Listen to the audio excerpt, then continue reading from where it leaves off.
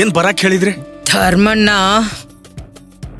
1 dozen ಬಳಿ, 2 cotton ಸೀರೆ, ಜೊತೆಗ 1/4 ಗೆಜ್ಜೆ ತಗೊಂಡ್ ಬಾ. ಅವ್ವ, ಇದೆಲ್ಲ ಯಾರಿಗವ್ವ? ಇನ್ ಯಾರ್ಗಂತ ಮಾಡ್ಲಿ? ನಿನಗ?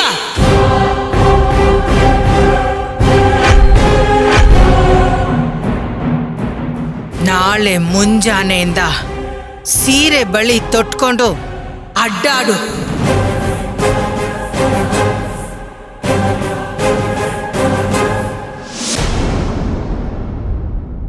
ಚಲೋ ಇರ್ತೈತಿ.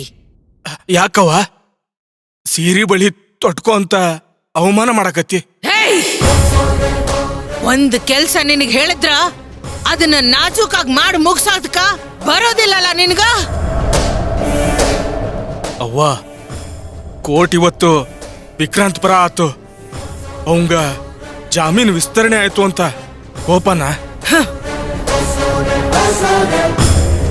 ವಾರದ ಹಿಂದೆ ವಿಕ್ರಾಂತ್ ಮತ್ತೆ ಪಲ್ಲವಿ ಕಾಡ್ನ್ಯಾಗ ಒಟ್ಟಿಗೆ ಇದ್ರು. ಅದು ಒಂದಿಡೀ ದಿನ. ಅವ್ರನ್ನ ಹಿಡಿದು ಪೊಲೀಸ್ ಒಪ್ಸೋ ಅಂದ್ರೆ ನಿನ್ ಕೈಯಲ್ಲಿ ಆಗ್ಲಿಲ್ಲ. ಅದ್ರ ಪ್ರತಿಫಲನೇ ಇವತ್ತು ವಿಕ್ರಾಂತಿನ ಜಾಮೀನಿನ ವಿಸ್ತರಣೆ.